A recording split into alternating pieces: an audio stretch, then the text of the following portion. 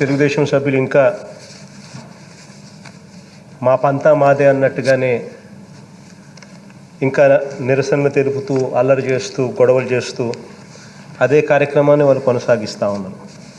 అధ్యక్ష, ఇంతకుముందు సుదీర్ఘంగా కూడా నాని చెప్పడం జరిగింది అక్కడ జరిగిన విషయాల గురించి, అక్కడ జరిగిన పరిస్థితుల గురించి. అధ్యక్ష, ఇక్కడ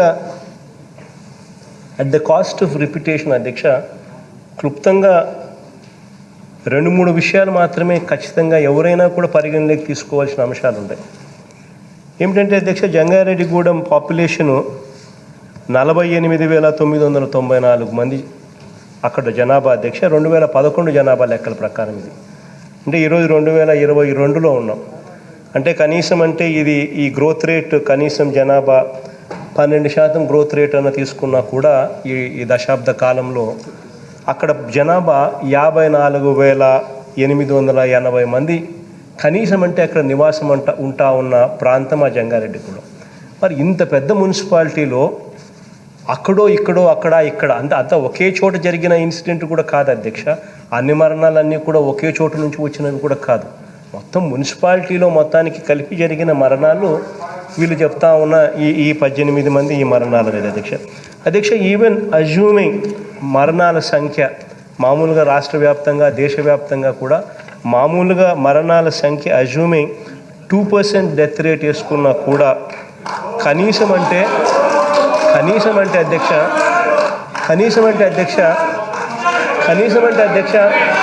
90 మంది న్యాచురల్ డెత్, 90 మంది న్యాచురల్గా మనుషులు చనిపోవడం అన్నది దేశవ్యాప్తంగాను రాష్ట్ర వ్యాప్తంగాను ఎక్కడ కూడా సహజంగా కూడా జరుగుతూ ఉంటాయి. రకరకాల కారణాల వల్ల, అనారోగ్యం వల్ల కావచ్చు, వయసు పెరిగిపోవడం వల్ల కావచ్చు, యాక్సిడెంట్ కావచ్చు, ఏ కారణాల వల్ల కూడా చూసుకుంటే కూడా మనుషుల్లో జనాభా 2% అనేది దేశవ్యాప్తంగా ఏ లెక్కలు తీసుకున్నా కూడా మనిషి న్యాచురల్గా చనిపోయే పరిస్థితిలో 2%. అంటే అధ్యక్ష, దాని అర్థము అప్రాక్సిమేట్లీ 90 మంది మనుషులు, ఈ జనాభాకు 90 మంది మనుషులు అప్రాక్సిమేట్గా చనిపోతూ ఉంటారు. అలాంటిది ఈ మాదిరిగా కేవలం న్యాచురల్ డెత్ జరిగినప్పటికీ కూడా న్యాచురల్ డెత్లను కూడా వక్రీకరించి ట్విస్ట్ చేసి మాట్లాడే అన్యాయమైన రాజకీయాలు ఈరోజు మనం ఇక్కడే చూస్తూ ఉన్నాం అధ్యక్ష. ఇందులో ఇంకోటి గుర్తుపెట్టుకోవాల్సింది ఏంటంటే అధ్యక్ష, న్యాచురల్గా కూడా చూసుకున్నా కూడా అధ్యక్ష కనీసం 60 మంది 70 మంది న్యాచురల్గానే ప్రతి నెల చనిపోతూ ఉంటారు అధ్యక్ష. ఇది న్యాచురల్గానే కూడా జరుగుతూ ఉంటుంది. గుండెపోటుతో చనిపోవడమో, లేకపోతే ఆరోగ్యం బాగోలేకుండా పోయి చనిపోవడమో, రకరకాల కారణాల వల్లతో న్యాచురల్గా చనిపోయే వాళ్ళు కూడా జరిగిపోతూ ఉంటుంది.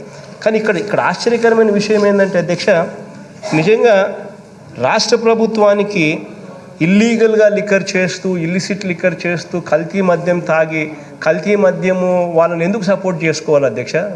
రాష్ట్ర ప్రభుత్వం వాళ్ళని ఎందుకు సపోర్ట్ చేస్తుంది? ఈ రకంగా చంద్రబాబు నాయుడు గారి హయాంలో ఇంతకుముందు కూడా ఇల్లిసిట్ లిక్కర్ మ్యానుఫ్యాక్చరింగ్ జరిగేదే. ఇదేం కొత్తగా ఇప్పుడేదో వాళ్ళ హయాంలో జరగంది, మన హయాంలోనే ఇప్పుడు కొత్తగా జరుగుతూ ఉండేదని కాదు అధ్యక్ష.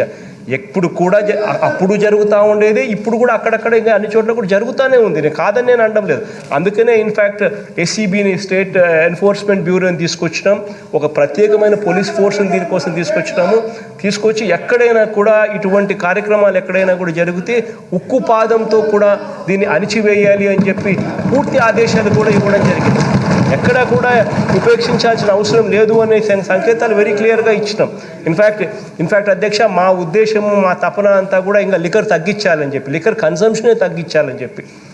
కన్సంప్షనే తగ్గించాలనే ఉద్దేశంతో మనం అధికారంలోకి వచ్చిన వెంటనే 43,000 బెల్ట్ షాపులను పూర్తిగా లేకుండా చేశాం అధ్యక్ష. చంద్రబాబు నాయుడు గారి హయాంలో 43,000 బెల్ట్ షాపులు రాష్ట్రంలో ప్రబలి ఉంటే 43,000 బెల్ట్ షాపులు రద్దు చేశాం అధ్యక్ష. రద్దు చేయడమే కాకుండా అధ్యక్ష 4,380 మద్యం షాపులు ఉంటే ఆ 4,340 మద్యం షాపులు పక్కనే పర్మిట్ రూములు అని చెప్పి పర్మిషన్ ఇచ్చి అక్కడే మందు తాగేవాళ్ళు అధ్యక్ష. అక్కడే ఒక 50 మంది 60 మంది అక్కడే కూర్చోవడము, అక్కడే మందు తాగడము, అక్కడే ఆడవాళ్ళు ఎవరైనా కూడా దారి గుండా పోవాలంటే భయపడే పరిస్థితి ఉండేది అధ్యక్ష. మనం అధికారంలోకి వచ్చిన తర్వాత మొత్తం పర్మిట్ రూములు అన్నీ కూడా పూర్తిగా రద్దు కూడా చేయడం కూడా జరిగింది అధ్యక్ష. గతంలో అధ్యక్ష లాభ ఆపేక్ష అనే ఒకే ఒక కారణంతో మద్యాన్ని విచ్చలవిడిగా కూడా బెల్ట్ షాపుల ద్వారా అమ్మించే కార్యక్రమం జరిగేది. విచ్చలవిడిగా మద్యం అనేది ప్రతి స్కూల్ పక్కన, ప్రతి బడి పక్కన, ప్రతి గుడి పక్కన, ఎక్కడ పడితే అక్కడ గ్రామంలో కూడా పూర్తిగా దొరికే పరిస్థితి ఉండేది అధ్యక్ష. ఇవన్నీ కూడా పూర్తిగా పోయి లాభ ఆపేక్ష అనేది ఉంటే ఏ పొద్దుటికైనా కూడా ఇటువంటి ఆపలేమనే ఉద్దేశంతో గవర్నమెంట్ రంగప్రవేశం చేసి మద్యం షాపులన్నీ కూడా గవర్నమెంట్ నడిపించే కార్యక్రమం చేస్తూ ఉంది. కాబట్టి కరెక్ట్గా పలానా టయానికి మూసేయాలనంటే ఈరోజు కరెక్ట్గా పలానా టయానికి మద్యం షాపులు మూసేస్తూ ఉన్నారు అధ్యక్ష. గతంలో అధ్యక్ష రాత్రి 12, రాత్రి 1 గంట దాకా కూడా మద్యం షాపులు తెరిచి ఇష్టం వచ్చినట్టుగా తాగిచ్చే పరిస్థితి అధ్యక్ష. ఎక్కడ పడితే అక్కడ దొరికేటు. ఈరోజు ఆ పరిస్థితులంతా కూడా పూర్తిగా మార్చేసి లిమిటెడ్ టైం ఫ్రేమ్లో, లిమిటెడ్ అవర్స్లో మాత్రమే మద్యం అవైలబుల్గా వచ్చే పరిస్థితిలోకి ఈరోజు తీసుకొచ్చాం అధ్యక్ష. ఇవన్నీ జరుగుతూ ఉన్నాయి. కాబట్టి మద్యం అనేది అధ్యక్ష మనం తీసుకున్న ఈ చర్యలన్నిటి వల్ల ఈ అన్నిటితో పాటు షాక్ కొట్టే విధంగా రేట్లు కూడా తీసుకొచ్చాము అధ్యక్ష. తీసుకొచ్చిన వల్ల ఏం జరిగిందనంటే అధ్యక్ష లిక్కర్ కన్జంప్షన్ అనేది తగ్గింది అధ్యక్ష. లిక్కర్ కన్జంప్షన్ తగ్గినప్పటికీ కూడా ఈ రకంగా రేట్లు ఎక్కువగా పెట్టడం వల్ల రేట్లు ఎక్కువగా పెట్టడం వల్ల ఇల్లీగల్ లిక్కరు, ఇల్లిసిట్ లిక్కర్కు ఎక్కువ అవకాశం వస్తూ ఉంది. ఈ రేట్లు తగ్గిస్తేనే ఇల్లీగల్ లిక్కరు, ఇల్లిసిట్ లిక్కర్కు మనం తగ్గించగలుగుతాము అని చెప్పి ఏసీబీ రిపోర్ట్ల దగ్గర నుంచి అందరి రిపోర్ట్లు, ఇంక్లూడింగ్ ప్రతిపక్ష నాయకులు, ఇంక్లూడింగ్ ప్రతిపక్ష పార్టీలు, వీళ్ళంతా కూడా చెప్పడం మొదలుపెట్టేసరికి దాన్ని కూడా మంచి ఉద్దేశంతోనే తీసుకొని మళ్ళీ రేట్లు కూడా తగ్గించాం. ఈరోజు రేట్లు మనం తగ్గించిన తర్వాత నోబడీ కెన్ సే దట్ మన రేట్లు ఇప్పుడు ఏదో ఎక్కువ విపరీతంగా మనం పెంచినామని కూడా చెప్పేదానికి కూడా అవకాశం లేదు. ఇంతకుముందు చంద్రబాబు నాయుడు గారి హయాంలో ఉన్న రేట్లే మళ్ళీ తీసుకొచ్చాం, అయ్యే రేట్లే. మరి అలాంటప్పుడు ఏ రకంగా కల్తీ మద్యము అనేది ఏ రకంగా ప్రబలుతుంది అధ్యక్ష? ఏ రకంగా కల్తీ మద్యం అనేది విపరీతంగా ఉంటుంది అధ్యక్ష? ఉండే అవకాశమే లేదు. ఎందుకనంటే కానీ రేట్లు ఏమి తారాస్థాయికి తీసుకొని పోయి పెట్టిన రేట్లు ఏం కాదు, ఇవి రేట్లు కూడా తగ్గించడం జరిగింది. సో ఏ రకంగా కూడా లేవు. ఈ పొద్దుటి కూడా చెప్తా ఉన్నాను అధ్యక్ష, ప్రభుత్వం కల్తీ మద్యం తయారు చేసే వాళ్ళని ప్రొటెక్ట్ చేయాల్సిన అవసరం ప్రభుత్వానికి లేదు. ప్రభుత్వం ఈజ్ వెరీ క్లియర్. ఎవరైనా అటువంటి కల్తీ మద్యం చేస్తూ ఉన్నా, అటువంటి ఇల్లిసిట్ కానీ ఇల్లీగల్ లిక్కర్ కానీ చేస్తూ ఉన్నారంటే వాళ్ళని ఉక్కుపాదంతోనే చేయమని చెప్పి క్లియర్ ఇన్స్ట్రక్షన్స్ ఏసీబీ ఉన్నాయి. ఎక్కడ కూడా దాచిపెట్టాల్సిన అవసరమే లేదు. కానీ ఒక లేని విషయాన్ని ఒకటి ఉన్నట్టుగా న్యాచురల్ డెత్స్ను కూడా